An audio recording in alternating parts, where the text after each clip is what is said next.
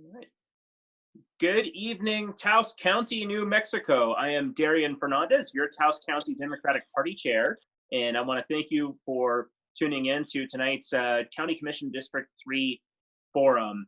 We are hosting these forums online so that people can be informed, even during this age of COVID-19, as to who the candidates are, where they stand.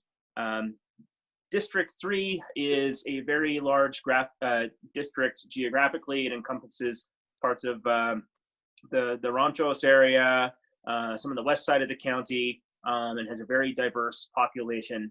And I have with us tonight 3 political veterans who are all vying for this seat. We've got former county assessor Darlene Vigil.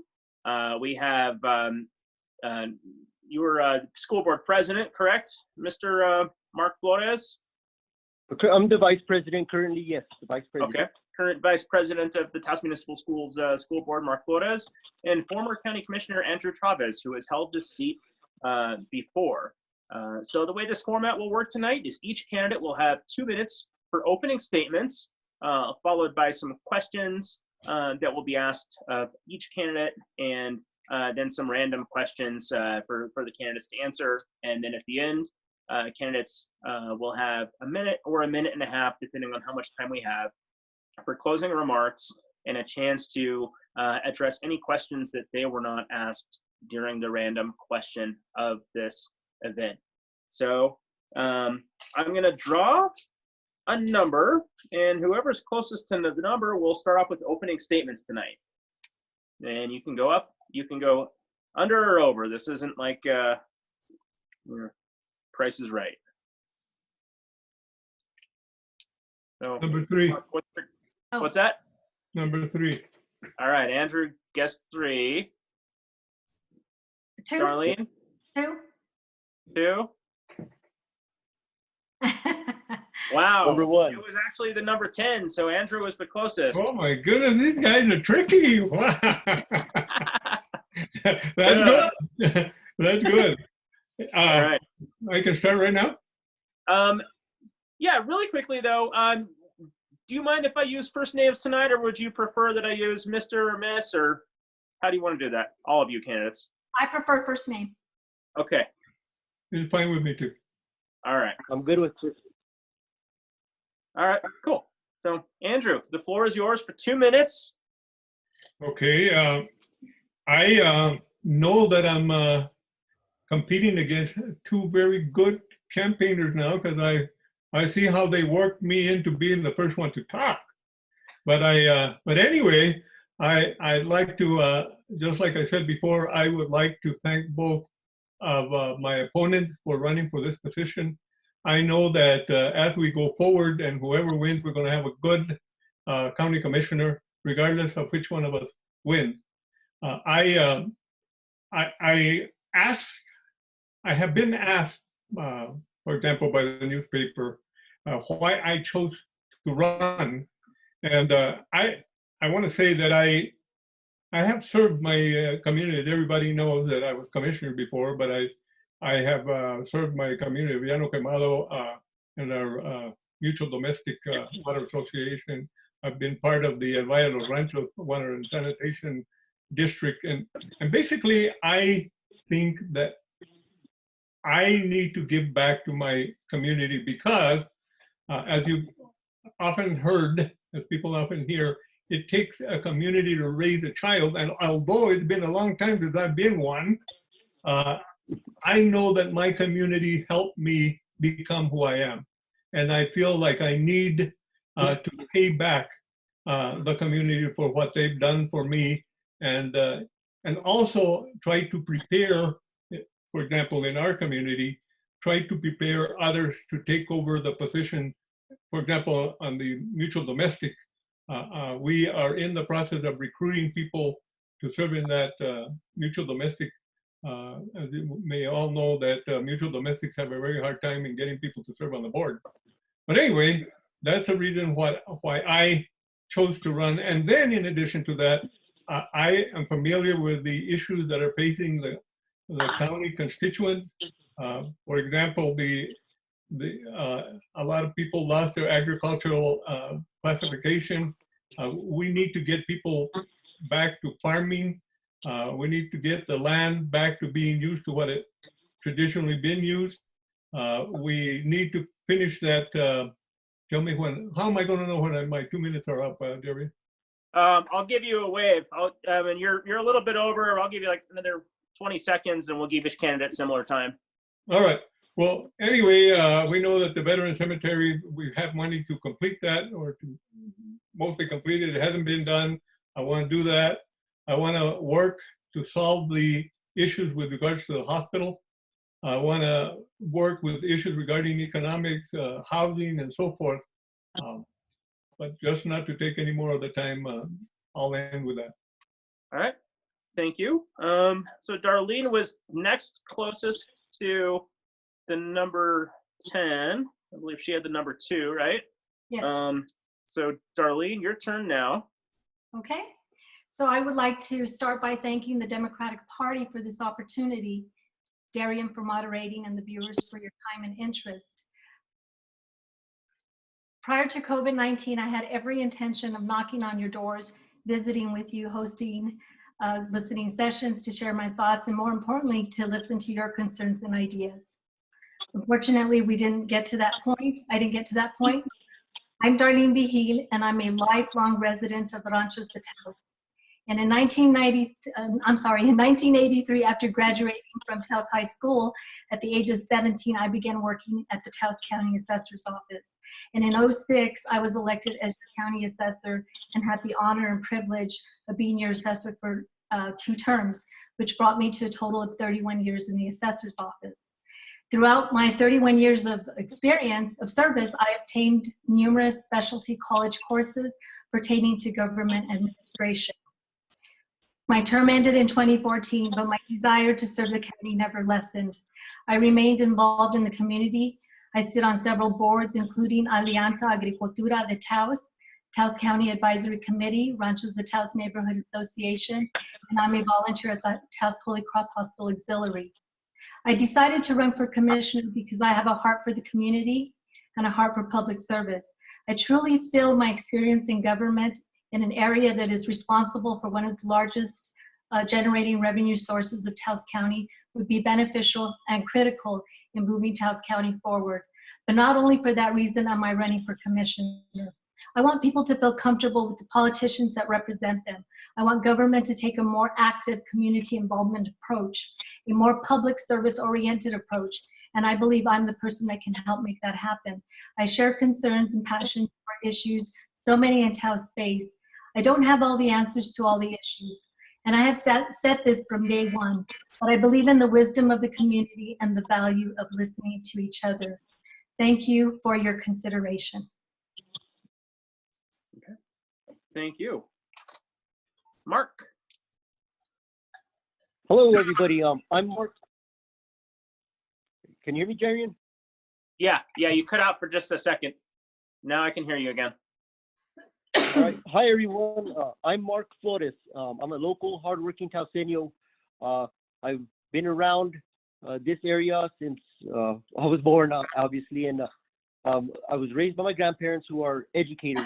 And my public service, my interest in public service started then with communication from my grandparents and discussions around the dinner table. My grandparents are educators, and they believed that that's where everything started. Educating our citizens, especially our children.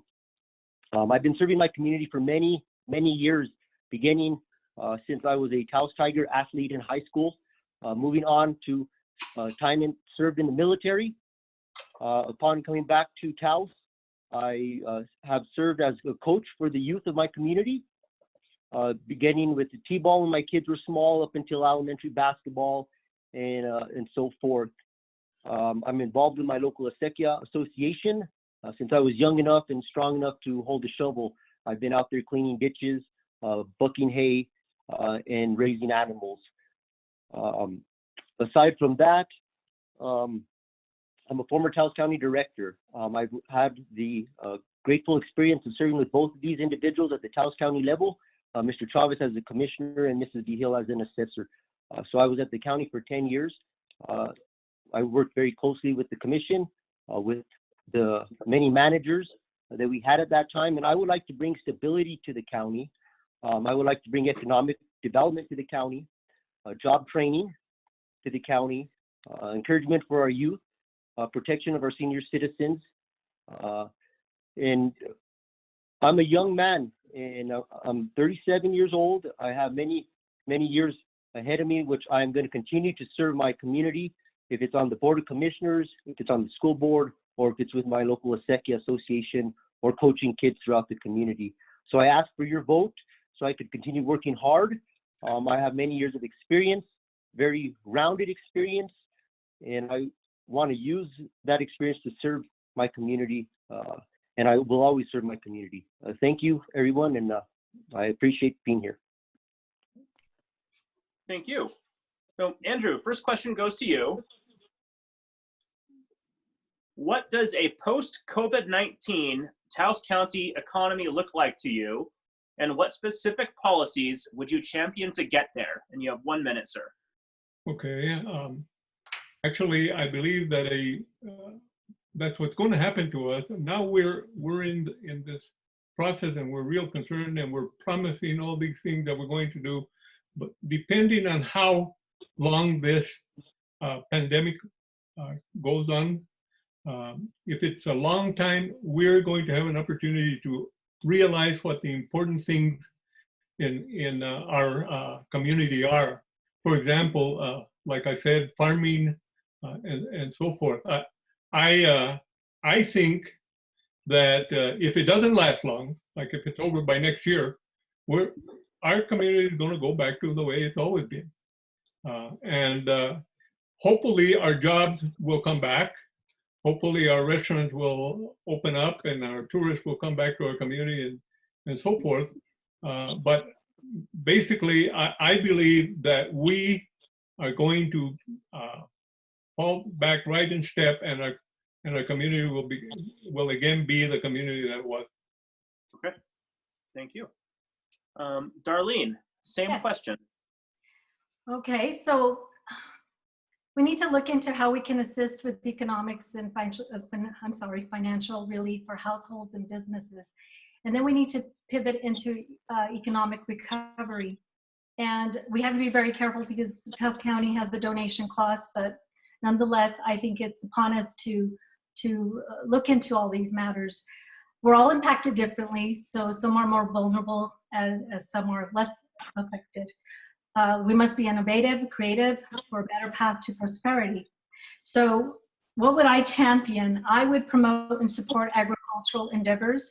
Agriculture is important not only for the supply of food, but occupation, it's a way of life for us. It is a historical tradition that we should strive to keep alive. We need to promote and support early childhood. A child's early years are the foundation for his or her future. You know, most recently I've attended several, or I should say prior to this COVID, I attended several early childhood workshops, and you know, I really found it very interesting that, and I've changed my perspective in how we really need to look at early childhood. That's really the foundation. So I think that post-COVID, we need to focus on these two areas. Thank you. Mark. So post-COVID really showed us the need to shore up our healthcare system. It also showed us kind of how to press a reset button in our economics, in our daily lives. We need to get down to the basics. And Taos County has always been a very sustainable community dating back since its origination. Our people here were very self-sustaining, and that started with agriculture, and it started with hard work, and it started with community. We all worked together to make Taos what it was. And since then, we've attracted artists, tourists, and we based our economy on that. We need to diversify our economy, not only on tourism, but yes, on agriculture, and find other aspects. Not everybody is a farmer. Now I'm knee deep in farming, but not everybody. That's not for everybody. So we need to engage our community, and we need to seek economic diversification, renewable energy. We cannot be continually rely on oil and gas. We need to look at wind energy, solar energy, other sources of energy. We need to protect our water and our environment. I'm a woodsman. We need to keep those traditions alive, being able to gather wood. We have a lot of local loggers that make money on that. So we just got to start from the basics and build up the foundation that our people have already set here in Taos, dating back from the people of Taos Pueblo to the Spanish settlers to everybody that's come after that and made this community what it is. So I will work hard to strive to generate an economy and healthcare. All right. So Darlene, we'll start with you on this next question. Okay. We're looking back at your first term 4 years from now. What's changed in the district and county-wide? 1 minute. What's changed from 4 years ago? I'm sorry. Ask that question again, Darien. I'm sorry. So it's 4 years in the future. We're looking back at your first term in office as a county commissioner. What's changed in the county and what's changed in the district? Well, I'm believing that we will have overcome the effects of COVID-19. It's behind us. And we did that by identifying areas where we could do better. I would like to see that we've learned from our mistakes. We saw how our strengths and weaknesses were exposed, and that we didn't just go back to the same old way of working, of educating and providing healthcare. Instead, we have more people earning a living wage, more quality work opportunities, a healthier environment, and a more resilient local food system. Okay. Thank you. I would also like to add, you know, in the district itself, and that was countywide, but I'm thinking specifically district because that's what I'm representing, right, is a district, as well as Taos County as a whole. But I would like to, I believe I would see some road maintenance, safety, and broadband brought up to par, because we're also experiencing that we're not all on a level playing field and we don't have equal internet access. And I've seen where it's affecting our kids' opportunities to learn, and healthcare, or the ability to work in business, even politics. Thank you. Okay. Thank you. Mark, you next. Could you please repeat the question, Darren? Yeah, let's say it's 4 years in the future. We're looking back at your first term as a county commissioner. What's changed in the district and what's changed in the county? Well, in 4 years from now, it's my aspiration is to make the county stronger. We want to leave something better off than we found it. And I'm going to work tirelessly for my community. I'm going to listen to my community and hear their concerns. I would like to promote training for our workforce at the county. I think our county needs to spearhead economic development. We need to get out there and get our people to work. Franklin Delano Roosevelt, he started a work program, brought people to work, brought us out of the Depression. We need to train our citizens, give them the tools that they need. I also want to improve roads in my district. There's a lot of drainage issues. There's a lot of smaller roads that are unsafe. There's some curves and turns, a lot of potholes, speed humps. I'd also like to work at lowering our home insurance rates, possibly by fighting for a fire substation that will bring training as well for our volunteer firefighters and so forth. Education, I would support education. I would support healthcare. I would support job training. And I think by supporting our people, giving them the tools they need, listening to them, working with them, will take us into the next 5 years, 6 years, the next decade. Thank you. All right. Thank you. Andrew, let's say it's 4 years from now. You're elected county commissioner. We're looking back at your at the term. What's changed in the county and what's changed in the district? Well, this time I like being last because I had a time to think about it, right? And so anyway, so now what I say is what I see happening in my previous 4 years. Now I'm looking back and I'm saying, hey, we as a county were able to do all the things that we promised in our platform. We were able to get people to start farming their land, irrigating their land and producing products here. We got more people got to farm and so forth. The agricultural classification was gained back. We were able to get the community to work with the hospital to figure out how to clear that financial issue that the hospital currently have. The people now trust management. We were able to complete the cemetery that had been funded already for completion, but we haven't worked on it. In my 4 years that I was in, hey, we completed as a commission. We got the county going and so forth, and we got to complete it. We also were able to bring in a sub-fire station to the Ranchos area and a community center to the Ranchos area because the Ranchos people didn't used to have a place to meet. But now, after 4 years, we were able to do that. In addition to that, within with the census of 2020, we were able to redistrict the entire county successfully, and so that there would be basically what my platform is, and I'm hoping that we can accomplish that. Okay, thank you, sir. Mark, we'll have you start with this next question. The current Board of County Commissioners has adopted a code of ethics. What does this mean to you, and would you sign on to it? 1 minute, sir. I think ethics, it should be the foundation of government. It holds our elected officials accountable, keeps them honest, because we are tasked with ensuring their taxpayer dollars are appropriated correctly. We need to maximize our taxpayer dollars, and being ethical is one of those things, you know, and keeping our sight on the target.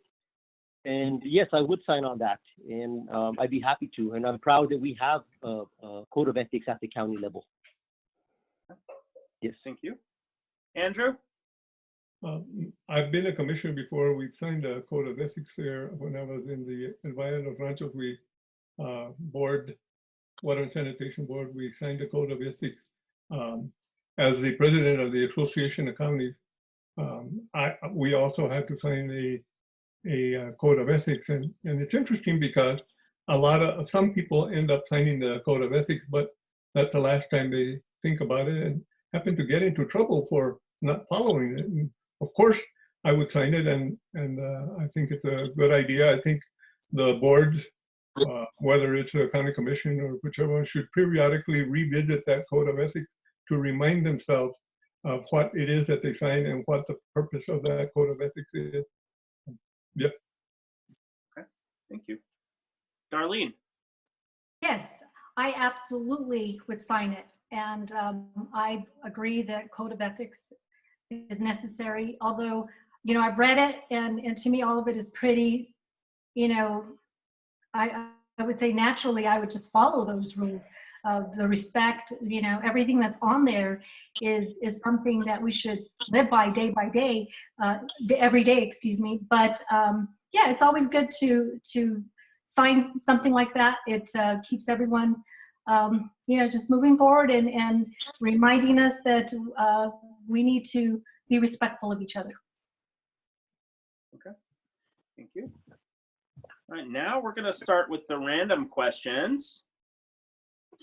And unless otherwise notated, each question will have a 1 minute time.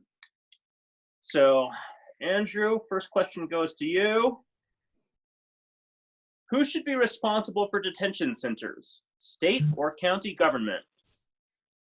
I believe in Taos County, the county should be responsible for the detention center, it's historically been responsible for that detention center. The question, while we were, I'm sorry, in Taos has been who should run it? Should the sheriff's office run it? Should you have it run independently from the sheriff's office? And it's handled differently in different counties. I believe here in Taos County, the last I heard about it, it's handled by the sheriff, and the person running the detention center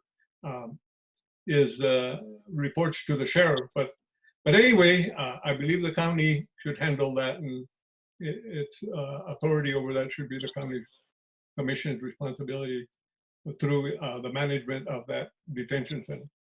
Okay, thank you. Darlene? Yes. Same question, correct? No, different random question. Okay. Do you anticipate that budget restraints will require a reduction in Taos County services? And if so, where will those reductions be made? Please ask that again.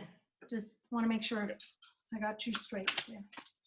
Do you anticipate that budget restraints will require a reduction in Taos County services? And if so, where will those reductions be made? Okay. Right now, currently, and I was able to view online the last commissioners meeting on the proposed budget, and cuts were already being proposed. And I believe it's more on the operational side that I saw the cuts that were being made. I will say that I was actually impressed that the county is in good standings. And so I don't anticipate right now at this point, other than the cuts that they're making, which I believe is 15% in departments. I don't think that, and at least it's my hopes that we won't see any more cuts. But if there were cuts, additional cuts that would need to be made, and we're not going to be able to know whether that needs to be done until we go further into the year.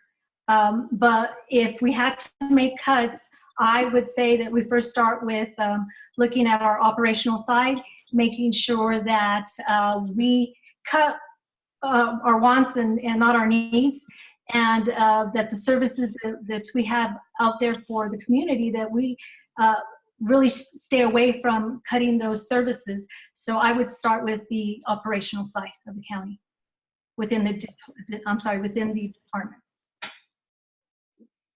All right, Mark, next random question goes to you.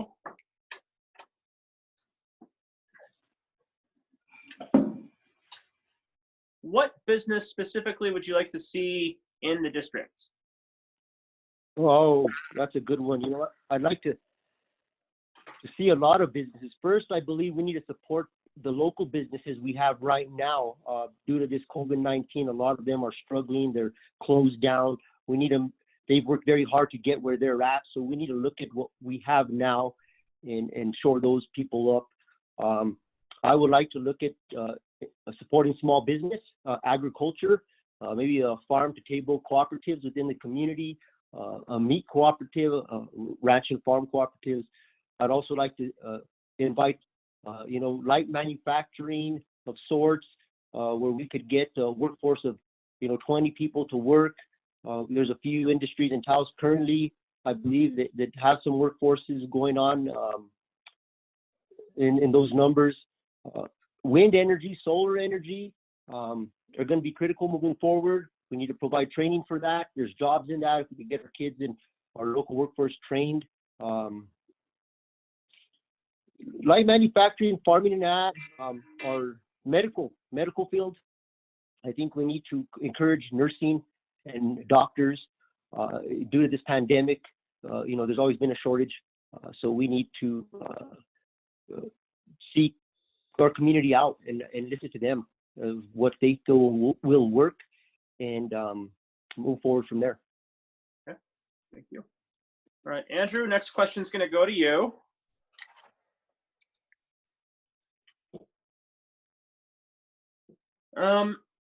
Many people living west of the Gorge Bridge feel like they are ignored when it comes to county services, what would you do specifically to address their concerns and their needs? Well, that's interesting, Darren, because when I was a commissioner, the same it was basically the same district from Ojo Caliente all the way to Tres Piedras was part of my district. The type of help that I helped the people from Carson, for example, is I helped them in the process of setting up their sub fire station there. They basically have the same needs as everybody else on this side, right? So basically, they need the roads worked on. They need the exact same things that we do on this side. So those are the things that I'd help them. I remember a call from a person that owns a restaurant in Tres Piedras, and they were concerned because here a restaurant is in the middle of nowhere, and we were requiring the three-quarter acre in order to have a septic system in that, because that's a requirement from the environment department. We had to work through the land use department to see how we could help them out and get them an exemption from that requirement. And so those are some of the things that I remember working on from that side. But basically, you have the same question that's often put forward, the complaint from the people from Peñasco. They think because they're on the other side of the mountain that we don't pay any attention to them, that they don't have emergency services, that the sheriff's never over there. So those are the same things on the west side of the Rio Grande that we would have to work with the other elected officials and so forth to make sure that they continue to get the same services as we do on this side of the river. Okay, thank you. Darlene, next question to you.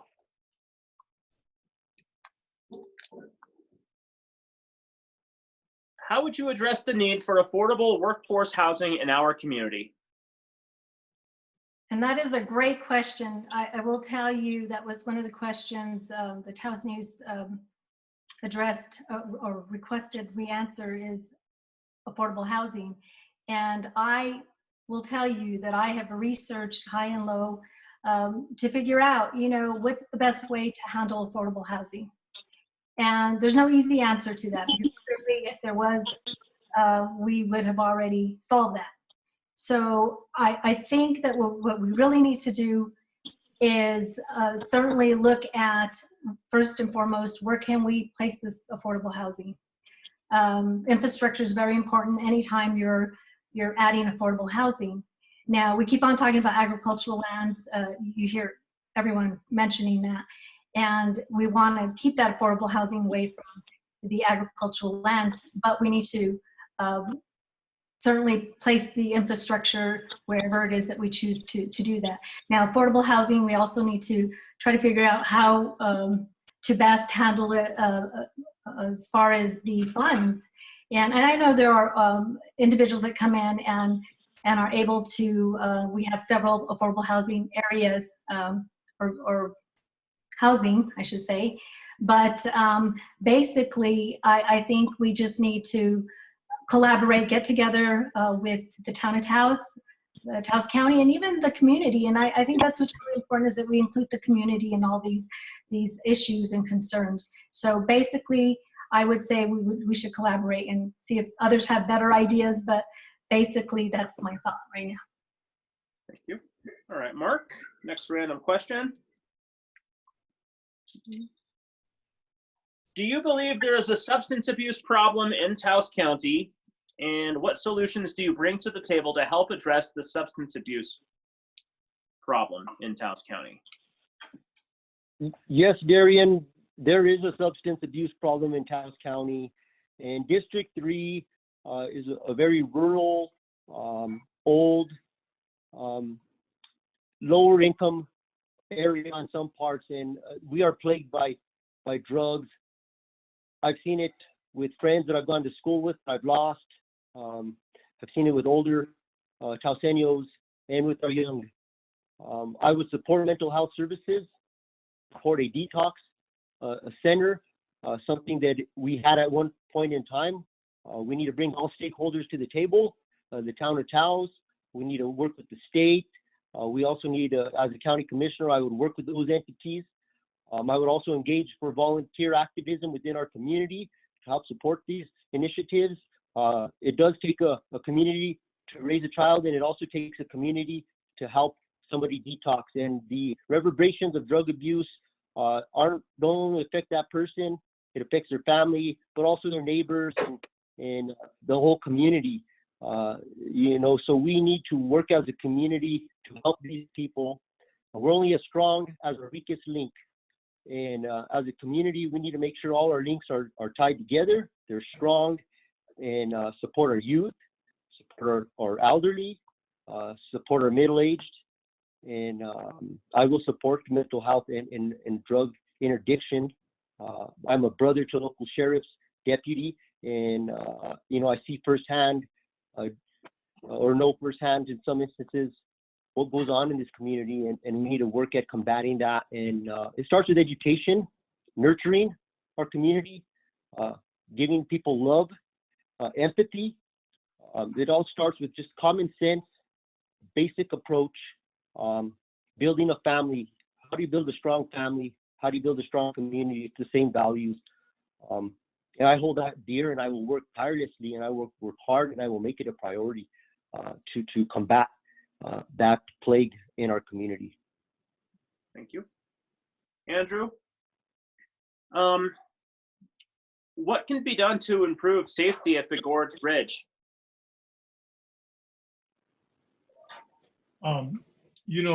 Darien, that was the same question that we had to deal with when I was in the commission. There was a bunch of people that were, at that time, we've always had the potential of people using the bridge to commit suicide. But at that time, we also had the problem with regards to the vendors that were at the bridge, which no longer are. So I'm assuming that question relates to people using it to commit suicide. That is a very hard issue to deal with. I have no idea, other than the things that have been tried in the past about putting phones at the bridge so that they could call in when they're in the process of thinking about jumping. But I am at a loss in this particular case as to what recommendations. I think that we would need to seek professional help from people that deal with this issue to be able to recommend to the commission and to the state as to what can be done. And I think it's being done all this time. I mean, there's things like putting a net under the bridge and all kinds of things that have been thought of, but still we have the issue. When somebody wants to do it, to commit suicide, they're going to find a way.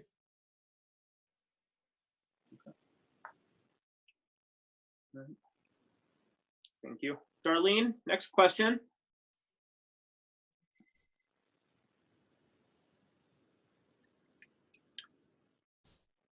Some people feel like the expansion at the airport only benefits the ski valley at this point. What other services or what else can the airport be utilized for to help jumpstart economic development for the county? It's a good question. Well, to jumpstart economic, I'm at a loss for words right now, only because I didn't realize that people just feel that it's only for the Taos Valley. Obviously, I think that those that come in that use that airport may start off at the Taos Valley, but they certainly do, I believe, visit Taos. And so I don't know, Darien, other than once again, I didn't realize that people actually think like that. But I think as we grow, obviously we'll have needs for people to come and visit the other areas as we're growing the recreational side of it. That's my answer. I really don't know any other way that we could use that. Thank you. Next question, Mark. What's your approach to addressing the long-term financial needs of Holy Cross Medical Center? You know, that's been a discussion that's been had over the course of many years. Our hospital is vital to this community, and it is essential that we have good, affordable health care. We have a lot of citizens that, believe it or not, and I'm sure we all know, they go outside of Taos County for health services. We are currently just a medical center, and we are not a hospital. We are a rural community, and we need to ensure that we are providing health care to our community. I would support what I would call a health and wellness tax to be placed on certain goods of sorts that are unhealthy for us. Maybe things such as alcohol in some form or fashion, cigarettes and tobacco, you know, goods, and take the burden off of our landowners and our property owners. We need to stop raising our property taxes just because the hospital needs more money. We also need to look into the management of the hospital. We need to talk to the employees of the hospital. And I ask that any employees that want to talk to me, please reach out to me via email or phone call. I want to hear from them. We need to continue to make it a community discussion. But our healthcare is essential, and for our elderly, for our youth. You know, we are a central community with outer lining smaller communities, and we can't viably provide healthcare for those outer lining communities, more or less Taos County. So we need to keep that discussion going. It needs to be a priority discussion, but I would support it through a health and wellness tax to be visited by the commission, to be studied and placed on things such as alcohol, may it be whiskey or miniature bottles. I see those things flying off the shelf when I go put gas at the gas station. You know, a small 25-cent tax on that, shore up a bank account for our hospital, and be creative. You know, that might not be the answer, but it's in being creative. It's in looking forward, looking at what worked in the past and what hasn't worked. And but healthcare is essential in this community, and we need to ensure that for our seniors and our children and people like myself. I'm getting older, you know, and we're all getting older. Thank you.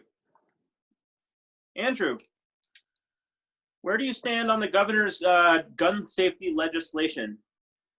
Well, you know what?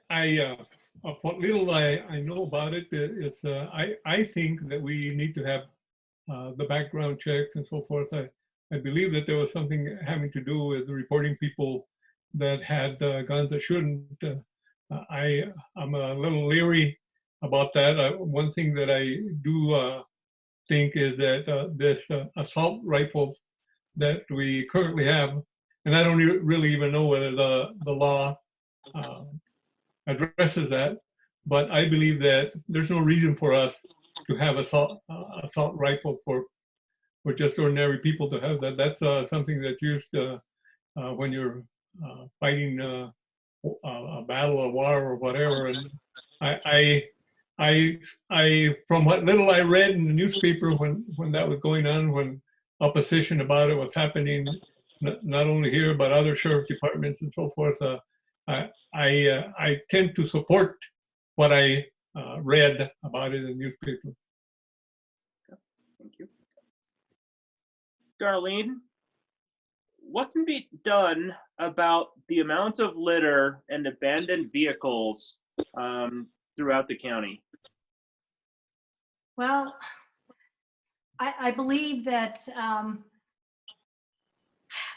there's some education that needs to be had in order to, first and foremost, you know, teach the community the importance of recycling. Now, I understand your question is more about the trash and the vehicles that are parked that are not operating. But I think it's about educating, it's about teaching individuals the importance of our making our community look beautiful. We should provide areas in which make it really easy for individuals to be able to throw this trash.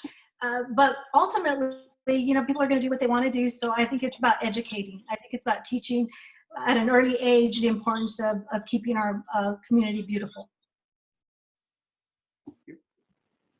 Mark, in what areas do the county and other municipalities need to improve their working relationships? I believe when and if I'm elected commissioner, it would be a fresh start, a new deal. I would approach the town and engage them. I would work very hard with our state delegation and our federal delegation to make sure that our voice is heard here in Taos County. I will be the voice of the people, and I will work hard, and I will stand strong for our people. In doing that, we need to work together with the other local entities, not only the town, but our local school board. We need to engage our local school board because those people that vote in a county commissioner also send their kids to school, and they have needs. And our county commission needs to understand the needs of the school board. They need to understand the needs of the town, and vice versa. So it starts with communication. Starts with listening and not talking so much. So right now I would start fresh as a commissioner, and we would start a new relationship, I would hope, on new terms, and move our community forward and let bygones be bygones. And I would set all personal, it can't be personal. It needs to be what's best for our community. Anything personal needs to be set aside, and it needs to be professional and productive. And so I would engage those other entities, school board, town, state, and federal, for the benefit of our community, my family, your family. That's my answer. Thank you. Andrew, what's your plan for addressing the recycling center? Again, that's a question that was asked from all the candidates from the Taos News. And I don't know if the idea of recycling is a good idea. But what a lot of people do not understand that is to recycle, when you set up a recycling program, the program usually costs more than the money that comes in from recycling. So in order to have a recycling program, you need to educate people about the importance of recycling and how that affects our environment and the future of our community, and in the larger sense of our survival on this earth. So basically, you will need to use money that doesn't come from the recycling program, basically from the general fund, to fund a recycling program. And if you're going to do that, you're going to take money away from other things, building roads, or rather road maintenance, the other responsibilities that the county has. So in order to do that, then you have to have the support of the county constituents to set up the program. And that means building a big support so that they understand and want and need that recycling program to succeed and to be implemented. Okay. Darlene, on April 24th, the Taos County Board of Commissioners voted unanimously to approve themselves a 15% pay raise. Would you support that position? And Yes. I'm sorry, okay. go ahead. No, go for it. Yes, I do support that position. It's like anything, any living wage. Anyone who is working obviously needs to to have that living wage. And so it's, you know, it's there for the employees. It should be there for the elected officials. So yes, I would.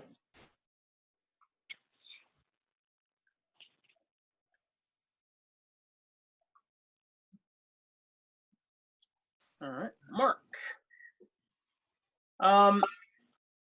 What road in District 3 is in most immediate need of repair? I feel District 3 is the gateway to Taos County coming from the south. And when you enter Rancho de Taos, you enter the historic district, the San Francisco de Asís Church, the historic Presbyterian Church.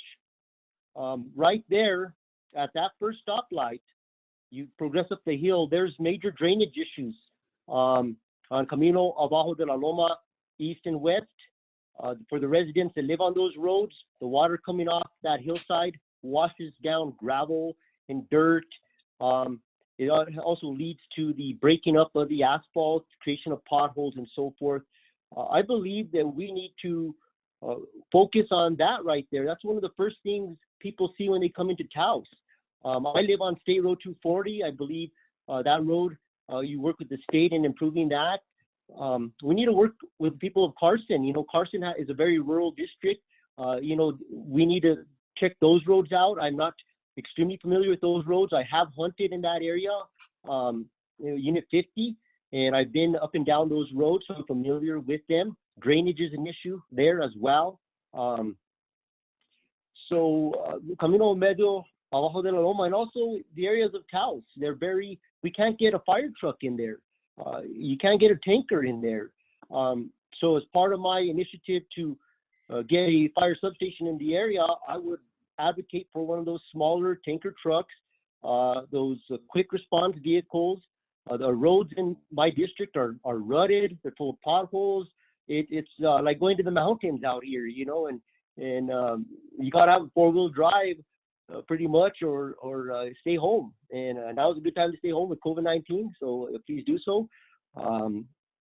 But that's my answer, and I will work tirelessly to improve our infrastructure in roads in particular. Okay.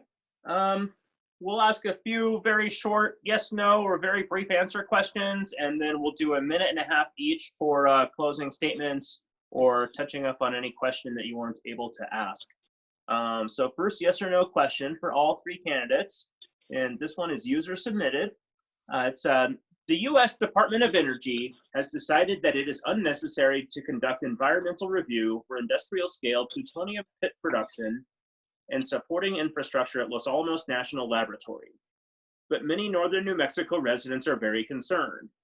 If elected, would you reach out to our state and federal legislatures to demand that a new site-wide environmental impact statement be conducted to protect our people's cultures, health, safety, water, environment, and more? Andrew, you first. As I answer the question, I want to disclose that my two sons work at Los Alamos. They're both scientists or engineers.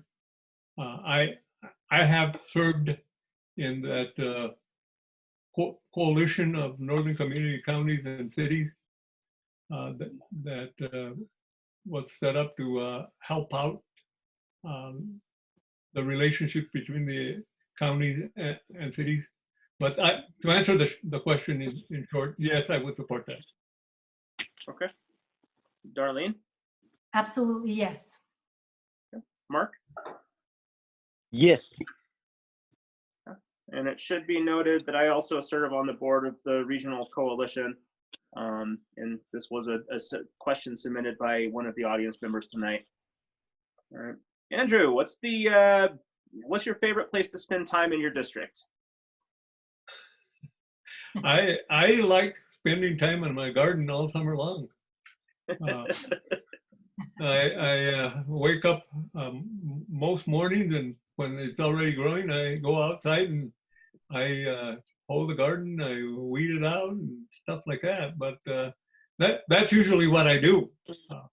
Other than that, going to eat at Rancho's Plaza Grill is one of my favorite spots to go eat here in Rancho. So I lead a real simple life. I go to church on Sundays and so on and so forth. But anyway, that's my favorite thing to do is gardening. Okay. Well, I mean, you ended up answering the next question that I was going to ask all the candidates too. So for the other two candidates, I'll just combine it into one. So Darlene, what's your favorite place to spend time in your district, and your favorite restaurant in the district? Home. That's my favorite place. Is my home, safe haven. And so I also like gardening. So favorite place to eat in my district, is that what you asked? Yes. I like Rancho's Plaza Grill. I would agree that Rancho's Plaza Grill, also Montes here in the Ranchos area as well. Mark? Well, I enjoy a lot of places here in my district. It's a beautiful district. I enjoy being at home here on my family's ranch here in Codiera, hanging out with my cows and my sheep, and in the garden as well. But I also love being at my grandmother's, where I was raised in Talpa. And I also have fond memories there, and I'm torn between both places. Also, District 3 encompasses a lot of mountainous terrain, and I enjoy being in the mountains. So I enjoy District 3, we'll just put it like that. And as for going out to eat, we have many great restaurants within this area, but I would have to say I like to go eat at my Grandma Tina's restaurant. They're in Talpa, with all due respect. She makes the best red chili, the best papas con carne, and best green chili with spinach and calabacitas. So I'm not going to give anybody support for their food except for my grandma. So I hope that answers. But I agree with all their other answers in regards to the restaurants they stated. All right. Well, candidates, I want to thank you again for making time to join us online for this tonight for this online forum. These questions were submitted to us by various people from throughout the community, other elected officials that you might be serving with, and some were brainstormed between different people who help put these things together. George and me spend time before each forum looking at these questions and trying to figure out how we want to do it. So thank you all again very much. We'll move to closing statements now, and each candidate, I mean, I guess we can go till 8:05. Let's go for 2 minutes each for closing statements, and we'll start with Andrew. Okay. I would like again to thank you and the Democratic Party for setting this up and giving us the opportunity to speak before the people that are listening to us here in this session. But the other thing that I wanted to say is, in looking at what we're going through now with this COVID-19 pandemic, I'm hoping that there is a silver lining that we're going to experience through this process, and that is that we learn that we are really dependent on each other, and that we use that as we go through this and as we come out of it to better serve each other and our community, to be able to understand the importance. I know we keep saying about farming and so forth, but the importance of our land, the importance of not losing our irrigation system, that we try and figure out a way of encouraging more people to plant. As you know, now there are fewer and fewer people with smaller and smaller plots of land. So we need to figure out how to get people to farm the plots of land that they have. You ride around our district or any other district, and you see a bunch of farmland that isn't being used. It isn't being planted. And so I'd like to for us to use this time to think about how we could change the paradigm about, you know, how that agricultural classification require so much area to either land, either graze or to farm in order to get the classification. I'd like the legislature to look at that and make that exemption apply to smaller pieces of land so as to encourage our people to use their land so that we can continue to have that water flowing through our acequias and so forth. So that, and in addition to that, so that we can work together to understand how important our what is now medical center is, and we can bring this hospital designation back so that, as you know, if you look at the other places in like Española and Cibula, they support their hospital through their property tax. I believe 4 mills. That's where the 4 mills came from for proposing it. I know it's hard for our people to pay that. And in addition to that, our people have lost confidence in the management of this hospital now. Most of our people that used to work there are now working in Española at that hospital.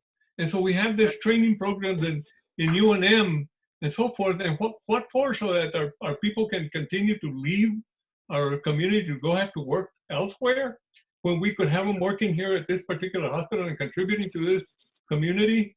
Our people that need those services from the hospital are having to go to Española. This hospital is turning out to be kind of like an outpatient service for the orthopedic institute here in Taos, which is good. I'm glad that we have that service. But we no longer offer those services in this community.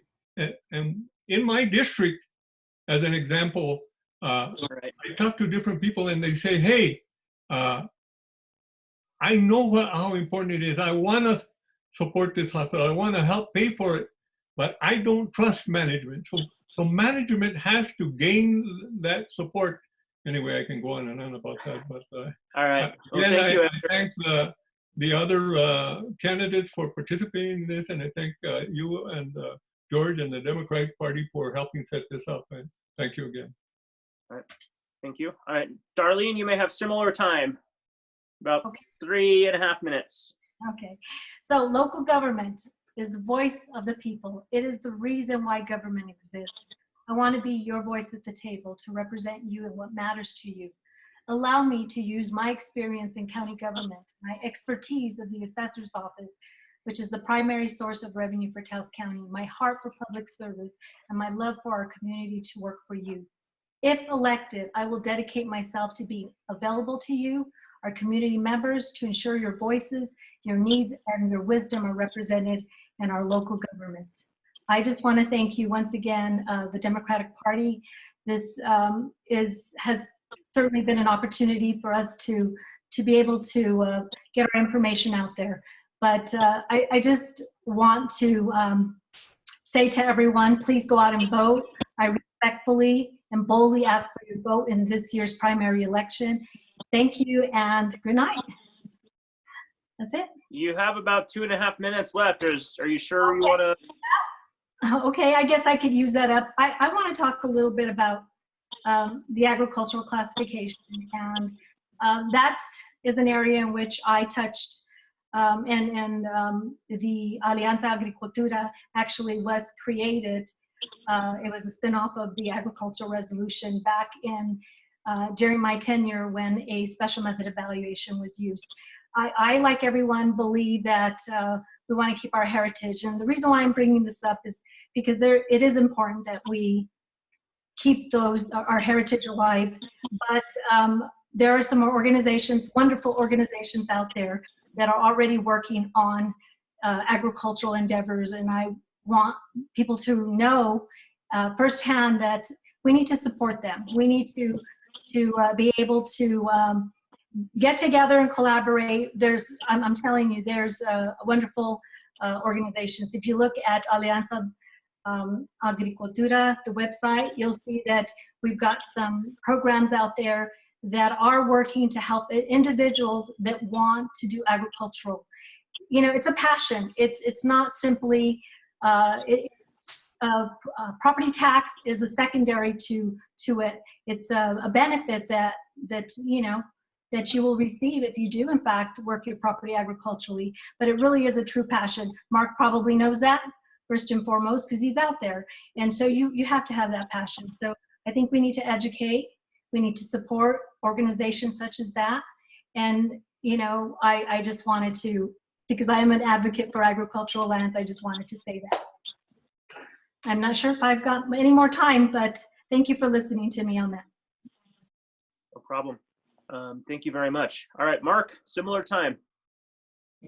Yes, for the voters out there, I am going to work hard for you. I'm going to listen to you, and I'm going to take my lifelong experiences of being a resident here of District 3 and your needs and concerns, and I'm going to turn that into a solution, and we're going to act on that. I come from a long line of public servants, from former principal and educator, my grandfather, to a former sheriff, to a brother that's a deputy with the Taos County Sheriff's Office. It runs in my blood to speak for the people. And first, you got to listen to the people. I have a passion for public service, going back since I could first be active. And it started with my Acequia Association. I was 14 years old when I went out to clean my first ditch, and I continue to do it to this day. I'm actually the president of my Acequia Association. I've grown through the ranks from 14-year-old to being a mayordomo to being a president. I was a director at Taos County. I served with many managers and many boards of commissioners. I was elected to the school board 6 years ago, and I want to be your next county commissioner. I want to take this experience that I've learned throughout my years of public service, and I want to expand on them. I want to give strong leadership to our community. I want to listen, and you know, I want to hear them. I'm going to be a commissioner for the first time, hopefully, and I would like to meet with my constituents regularly. I would like to have a day or 2 days or more out of the month where they can come and sit with me and we can discuss the priorities and the concerns of the district. I have a deep passion for my community, the same passion I have for my family. I'm a father of 2 daughters. I'm a rancher. I love to play in the dirt, and I love to go to school board meetings when I can make them. I love to go hunting when I can go hunting. I love to coach elementary basketball. If my kids were still in elementary, I'd still be with my first one raising the hand to coach. I have a passion for this community, and I have a strong voice, and a vote for me is a voice for you. And I just look forward to serving and continuing to work hard. I'm going to be around and serving for many, many years, and I look forward to engaging the community in that process. Thank you. Thank you very much. Once again, we have candidates Andrew Chavez and Darlene Vigil and Mark Flores, who are all running for County Commission District 3, and all currently or formerly have served in elected positions in the county. And I want to thank all of you for your past and current service as electeds, and I want to thank all of you for putting your hat in the ring. It's never an easy decision to do that, and you know, I think that whoever gets elected to District 3 is constituents are going to have a strong representative in all 3 of you candidates. So again, thank you all very much for joining us tonight. Thank you to the audience members who are online at the moment. And I ask that you tune in this Thursday, the 14th, for our district judge forum with Anthony Ayala and Betsy Musselman and Melissa Keneally and Stephen Romero. And once again, Taos, thank you very much. Have a good night. Be safe. We'll get through this together, and take care. Bye. Thank you, everybody. Bye. Thank you. Thanks.